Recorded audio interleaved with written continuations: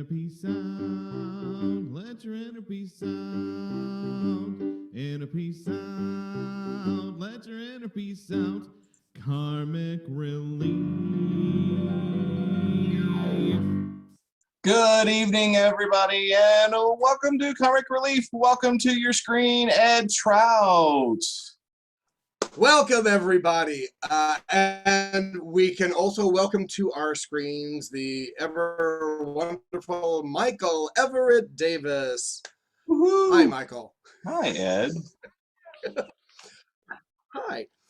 So we are here this evening very excitedly to talk to our friend Drew Bryson, also known as Blair St. Clair. And for those of you that are not familiar with what this particular interview program is, Inner Peace Out is focused a lot on improv basics, because Michael and I both do a lot of theatrical improvisation, but we look at those not just as performance skills, but really as life skills and spiritual tools. Things like being present-mindedness, and acceptance of other people and their contributions, making sure that everybody is engaged, committing to the things that you do, and finding the enthusiasm, like that joy in there. Those are all really important in what we do in improv. So we're sort of applying improvisation here to life and spiritual skills. And as I said, tonight, we are very excited to be talking with Drew Bryson, also known as Blair St. Clair. Drew is a salon owner, a stylist, an activist, actor, internationally acclaimed drag queen, and has a real penchant for this spiritual optimism, is what I would like to call it. So, Michael, what more can you tell us about Drew Bryson? Oh, what can I say? Let me read this. Okay. Drew attended the Paul Mitchell's course in cosmetology school, receiving awards on a national level. After becoming a licensed cosmetologist, Drew/Blair began pursuing wig making and styling for theater, which also expanded into appearing on statewide news channels and TLC shows, My Big Fat Gypsy Wedding and Toddlers and Tiaras, as a hair and makeup artist. Blair St. Clair appeared on season 10 of RuPaul's Drag Race, and she rose to reality television stardom after the release of her debut single, Now or Never. In April of 2018, following her exit from RuPaul's Drag Race, Blair released a follow-up single, Call My Life, with a music video on June 26th of the same year. With her debut album of the same name following 3 days later, this was a busy week, it quickly became the #1 album on the Billboard Dance and Electronic Sales chart. And she received the third single, Irresistible, with a music video on October 25th, 2018. But it doesn't stop there. In 2019, Blair St. Clair announced a new era of music and released her new single, Easy Love, in July of that year, under ADA Records and Warner Music. And in April of 2020, Blair released her single, Empty, as the first song from a new album to be released. Blair also made her way back to the runway in season 5 of RuPaul's Drag Race All-Stars, which aired in the summer of 2020. Of course, due to the nature of a global pandemic, touring got cut back. So when Blair stopped touring, she founded the company Hair by Blair, which is a business designed to cater to an all-inclusive clientele, offering high-end 100% human hair wigs. And the brand was built from her platform as a drag queen to help offer the highest quality wigs to her clients with the slogan, look beautiful on the outside, feel beautiful on the inside. So without any further ado, let us welcome to the screen, Drew Bryson. Yay! Hey guys, it's here. Thanks for tonight. We're happy to have you, Drew. Yeah, our pleasure, Drew. And we've known Drew for many years at this point. I know Drew looks like he is incredibly young for us to have known him for what, 10 more years? It's been a while. Yeah. It's been a long. But in fairness, in fairness, I almost. You were in a youth production, weren't you? Yeah, he was in a youth production. I almost went through and pulled out a photo from when Drew auditioned for one of our shows. That felt like when he was like 13 or 14 years old. So Craziness. Just like, I Nice. still look the same. Not much has changed. pretty much, you're a little taller. Just a Right. little bit. Well, and speaking of that theater background, because many people know you from television, but we really know you with a wide theater background as actor and singer and even dancer and all of that. And I'm wondering, how do you feel that theater, the live theater background, has served you?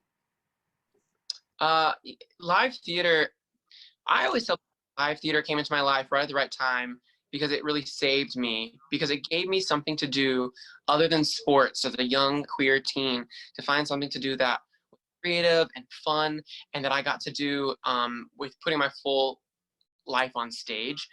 And in hindsight, like having that like under my belt at such a young age, I feel like it really helped me hone in on skills of communication and like togetherness. Sports teams are all about like joining as one force to accomplish the end goal of like winning a game. And in theater, it's like all joining together as well to be able to put on a great show. So I feel like I always tell people my theater life has been like my sports ball career. Like I've learned that in life, like it's always about like the end goal but the journey along the way with the camaraderie of others. So I feel like that's kind of like how theater's really been a huge part of my life thus far. Yeah, that's awesome. You should be a spokesperson for all of that. So I'll also, try it out. right? Another thing many people may not realize is how much you post insight and inspiring things on social media. I know I look forward to them, and I know some other people have been like, Drew, you didn't post today, but you really do. You post some really nice, insightful, inspiring things. So what prompted you to start doing that? I really post too many personal things on social media because I have been like before this global pandemic, out of fear that people wouldn't agree with the same things that I think or things that I had going on. And so one day I kind of woke up and I was like, it's like a constant reminder that I needed. I've been treating social media like my own diary that's like open, because there are a lot of parts of my life that I'm happy to share with the world. There's also parts of my life that I feel are personal and private that I don't feel a need to share with the world because it's that's my journey. But I'm really, really inspired by quotes and different things that I find online that help me change my perspective. They shift my mind. So when I see something, usually it means that I'm going through it, or that I needed that reminder, or that I liked it enough to post. So I've been posting tons of spiritual things, tons of inspirational things that I see. And the moment I do, I'm like, yep, that's today. That encompasses what I'm feeling, what's going on. Click post, follow if you want to, subscribe, whatever. But it's always like a reflection. Mm-hmm. Well, and I was telling Drew earlier, there is such wisdom in Drew with all of those things, and like the fact that you're saying I post what I need, because Michael and I do a lot of inspirational talks and like lessons and spiritual things, and it's almost always that. It's like, what do I need? Because if I need it, somebody else must. Yeah, absolutely. I feel Michael, I don't feel a person for anybody that like needs your stuff, but when I feel like I do, I'm like, if maybe like if I need it and I post it, maybe one person could also be in the same. Mm-hmm. Yeah. I also want to point out for all of the folks on Facebook. Speaking of your wisdom. Okay, Ed and I's connection is not great right now. So I was just gonna say, everybody that's watching on Facebook, feel free to type in a question in the chat because we're watching. So feel free to type in a question and we'll try to get to that. Just know there's a little bit of delay between what we're seeing from what's actually live. So so it may feel like it's been 3 hours since you asked a question, but really it's only been like 10 seconds. So maybe 30, maybe 30. So I was going to say, looking at that like sense of maturity and wisdom, you started out with wig making pretty much on your own. You were doing a lot of self-taught things to figure out what needed to happen. And now that has led you down this path ultimately to where you are with Hair by Blair. So what do you want to tell us, if anything, about that journey, like from where you started to where you are now? Yeah, it's funny, the journey has been long, and there's been one commonality of something I've been learning today in 2021, and that's about enjoying the journey and the process, because and I'm sure like many others, can get really focused on the end goal or the dream or the something that you like are thinking you want to achieve. But the journey, but it's fun to look back at the journey. And with me and like with doing hair has always been about like creativity, and I've been in theater my entire life. My love for hair and makeup started at a young age. I was the kid who wanted all the Barbie dolls because I liked playing with their hair and the makeup. I liked switching their heads so that way like this Barbie could get this type of hair, and then when I had this blonde one, I was going to highlight and low light her hair with markers. I've always had like a knack for interest of being creative and working with my hands, especially when it comes to hair and makeup. And then being involved and introduced into the world of theater, there was always a hair and makeup designer that worked on set. And I thought, okay, well, this is a person who, and in some regard, whether it's a community or professional production, can be paid for this job. And I thought, theater might not always be there for me in my life, because my acting type is very specific. I can only play so many young, charismatic looking characters on stage, and I've already played Peter Pan quite a few times that I don't longer. So I'm going to think of more of the practical job and skill set. So I went to school to do hair and makeup, and that really transformed into like helping everything that I've done in my life, because like with picking up and doing drag, I was able to do my own hair and makeup, obviously on myself. With doing theater, I've done hair and makeup for others, but it really did start from this idea of like, okay, well, I kind of seen what others have done in my life, and I have a mentor. His name is Daniel Klingler, and he kind of sat down with me, and he did this for a profession of hair and makeup for theater. He really helped kind of hone in my skills on some of the stuff that I was interested in, and also really encouraged me to go to school for it. And that's where I was able to since develop more of a love and relationship for hair makeup. But when it comes to wig making, that really was something I learned on my own, because it's very seldom taught in school.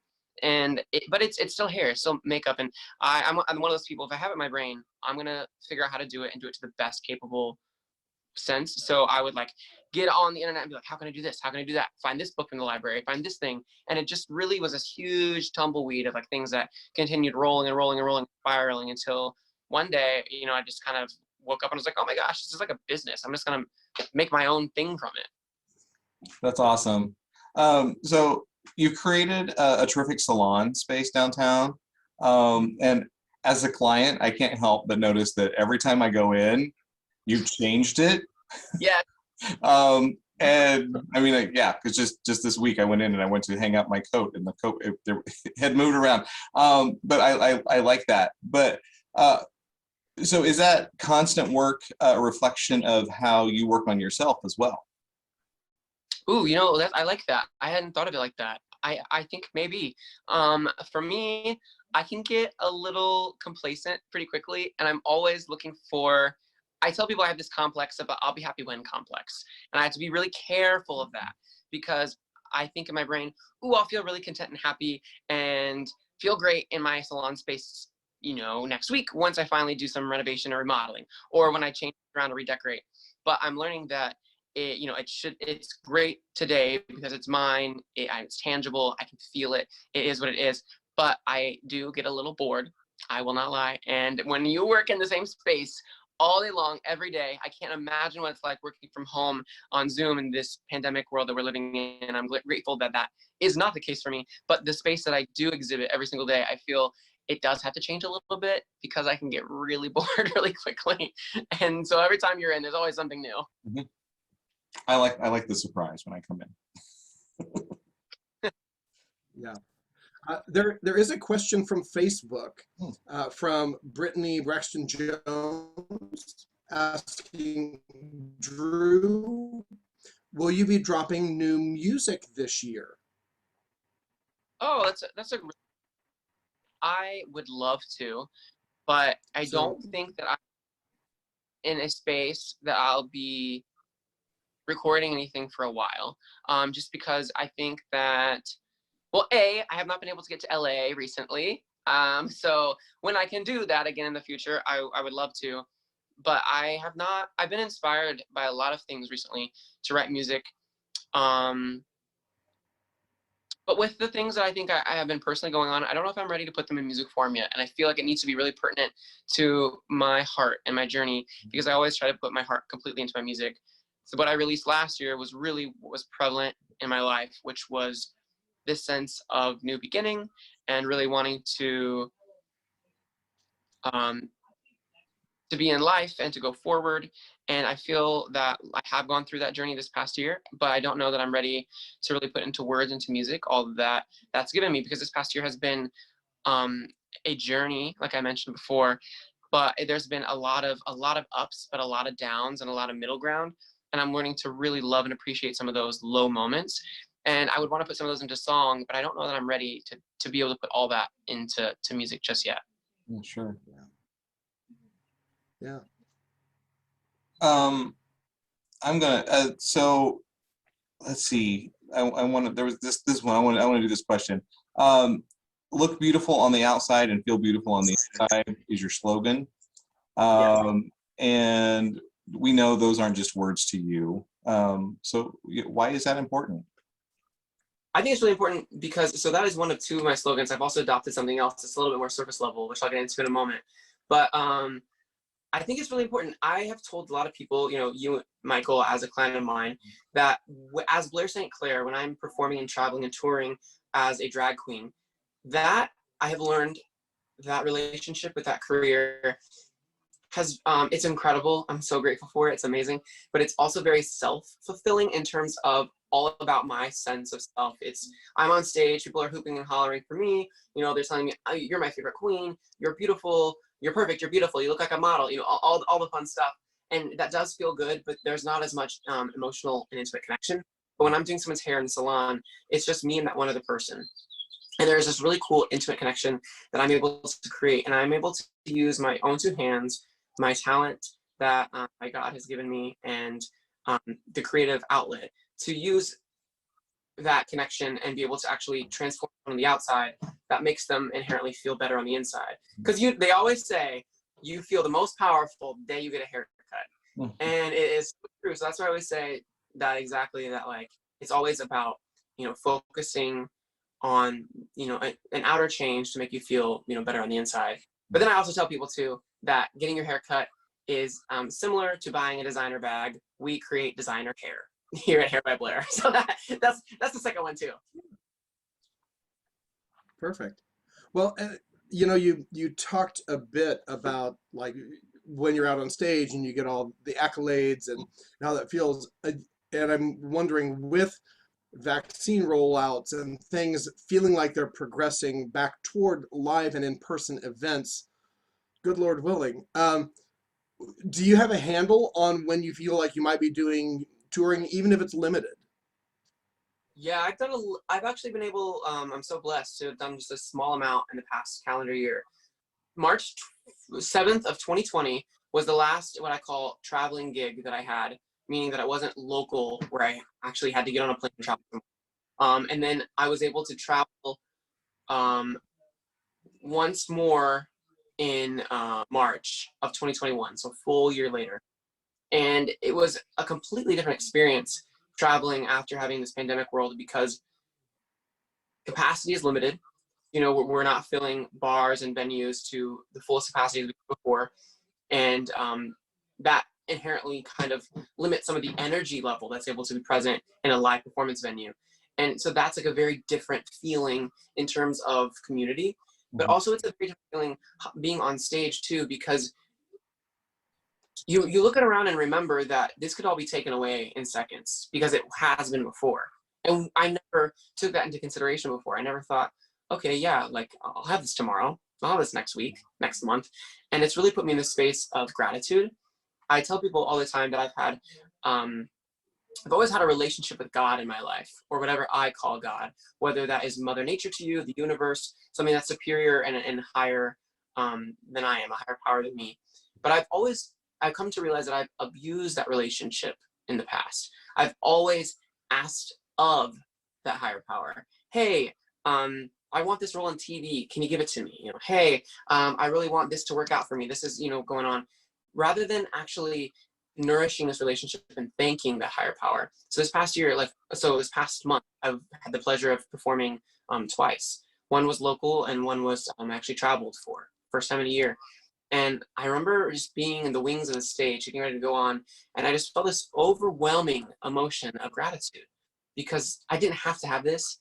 I might not have this again. I don't know, but it's a completely different feeling. And I hope that as we continue to open up more, there is more opportunity, but it's never going to feel the same way that it felt before. And the next gig I do isn't going to feel the same way. And the next step of that isn't going to feel the same way. I'm really opened myself up to feeling how each time those specific events are going to feel the day of. Mhm. So here's a question for you. What lessons have you learned from being on RuPaul's Drag Race that will serve you when you tour, or simply serve you in your life in general? Okay, well, the first with being on RuPaul's Drag Race and touring, the first thing I've learned is how to pack a space. Very effectively, because when you travel a lot, you think that you have, so when you get to the airline, they let you check usually like 2 bags at 50 pounds a piece, but you don't want to be traveling with that much stuff. So you learn how to effectively do that and play Tetris and limit all the things that you bring. But I also think some of the things that I've really gained knowledge of touring and learning is that it's all for today. And that, like I mentioned just before, it can all be taken away tomorrow. That I had not learned before this year specifically. But also I think too, the amount of people that you touch their lives because they show up to your show to watch you because they're either a fan of you or they've heard of you or seen you. Maybe they just need a night out. And it's this really crazy feeling because we put out things, lots of words on the internet. You type a Facebook status, a tweet, you send it out to the world, you put a post on Instagram. You don't actually know how many people hear that, see that, and think on that until you actually start meeting them and touring and seeing them in real life. So that is something that I've also learned a lot about, which is that meeting of those and having that interaction. Nice. Looking at our time, we do want to work in one little like improv-y exercise or game in here just to make sure we are applying improvisation, even though we are, because we're just talking right now, so it's not like this is scripted. But for anybody on Facebook Live, we're going to need something to talk about. Oh yeah. So hey, feel free to type in, and I'll explain what's happening because it's going to be a delay to get anything. But feel free to type in something. I want something tangible. Spirituality, religion is great, but I want something tangible in your life, whether it is an object, a person, a career, anything tangible that inspires you, anything tangible that brings you your own personal joy. So what we're going to do is we're going to tell a story. It'll be like 9 different segments of story, and we're each going to just hold one little segment, which means whatever we think the story might be about, we don't have that much control. Which and I love, Drew, you brought up like me trying to tell God or the universe or whatever, like, get me this thing, here's what I want. And it is a tough lesson to realize, actually what I want is for you to get me my highest good, which may or may not be the role I really wanted. It may or may not be the money or the position. And then to be so grateful for what you do end up getting, because that was what you needed, even if it wasn't what you wanted. So you're so wise, so wise. So we have a suggestion. Yeah. And you'll be shocked to find out Okay. that Susie Harloff suggests Disney World. Oh, I am so shocked. So shocked.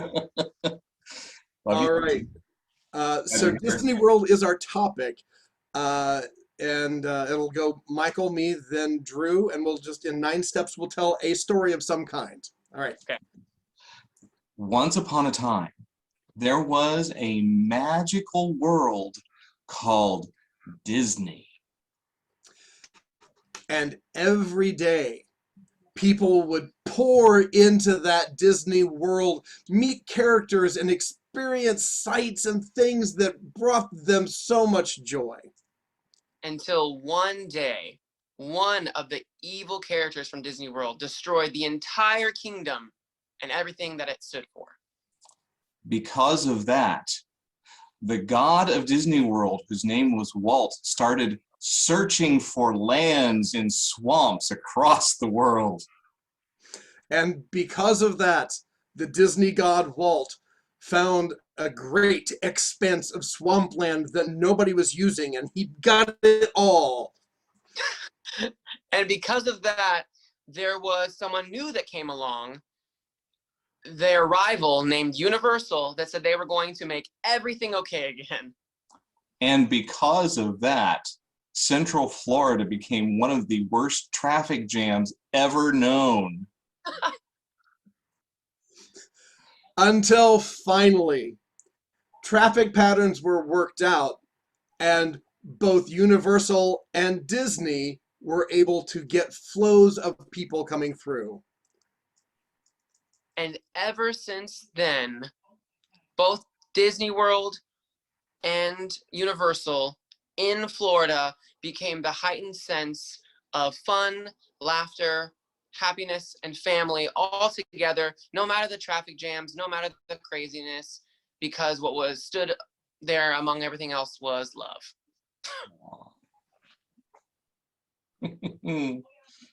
Oh, that's pretty much the reality, right?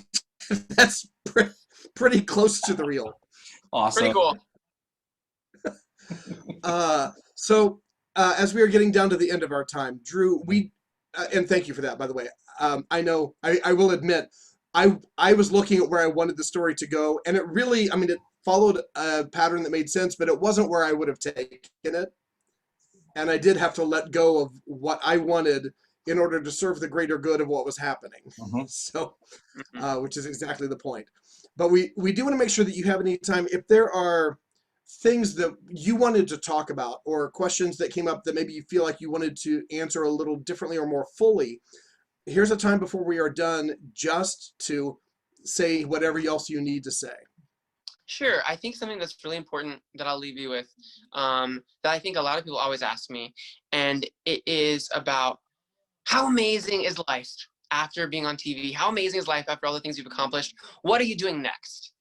And I've always looked at that question as with such confusion, because I'm like, well, I mean, like, I did all that stuff to do what I'm doing right now, right? Like, I have a business and I have my own life and I got my little puppy at home and we're cool and we're, you know, doing the best stuff. And I never want people to think that I'm not grateful for all the opportunity that my life has given me. But, and I also, you know, want to recognize that there's a world of opportunity out there for me too. So much to accomplish and so much to do and so much to dream. But I think that life has shown me right now that what I'm really working on is just being today, like in today, doing today, living in it, breathing in it, and like accepting it. And that's what I really want people to know, is that, you know, you might even want to accomplish some of the things that you think on paper that I've done, similar, different, whatever, but it's something that I'm still learning to work on too. But like, when you accomplish your inner happiness and your goals of inner strength, that I feel is when that's the most important thing. It's not about getting on TV. It's not about, nothing changes. You're still the same person. I'm still the same goofy kid you saw walk into an audition room just a few years ago. And you can't forget that the journey that you're in, because the end goals are, they like improv, they can change. You can't control them. Again, I'll say it one more time. So wise. There's a lot of wisdom packed into your small body, Drew. That's awesome. It's small too. It's pretty. It's. So we traditionally like to close out our Inner Peace Out Karmic Relief shows with a poem, a really brief poem, and it will be an improvised poem.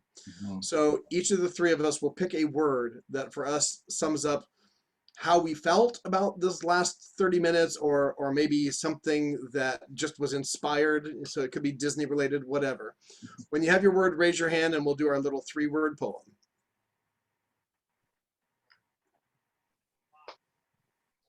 Smiles. Journey.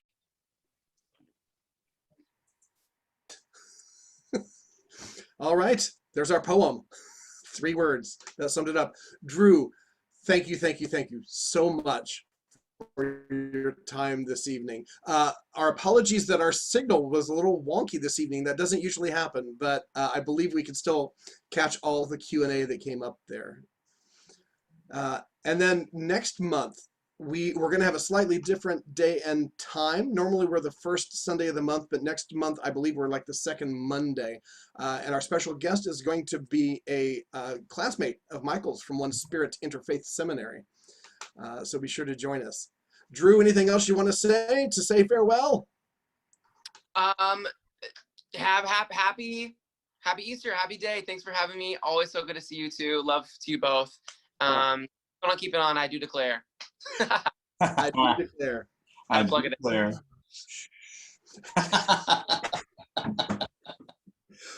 All right. Thanks everybody for joining. We will have a little slide here. If you want to find ways to support Drew, you can also support Inner Peace Out, but especially go support Drew and Hair by Blair. Find ways to, whether it's just financial support directly or go be a salon client, anything that you can do to help support is awesome. And thank you all for being here. And thank you, Michael. Mm-hmm. Thank you, Ed. Taking shots at the bar, oh, Henny. Now I'm counting stars, so many. I've been running on empty. He said, baby, are you up tonight? 317 City, I've been on a ride. If you're coming with me, I'll wait up tonight. Going yeah, I love it when you watch me. It's so Gucci and Versace. We keep living like the money don't stop. If you like me in the lover, double tap me in the photo. We go I've been running races on empty. Pour it up cause my cup's so empty. Gotta make time for the real me. I've been running on empty. I've been working hard since you left me. Taking shots at the bar, oh, Henny. Now I'm counting stars, so many. I've been running on empty. He said, baby, that's enough of that. 247 cutie, this ain't off the rack. I know how to do me, he's in love with that. Going yeah, I love it when you watch me. It's all Gucci and Versace. We keep living like the money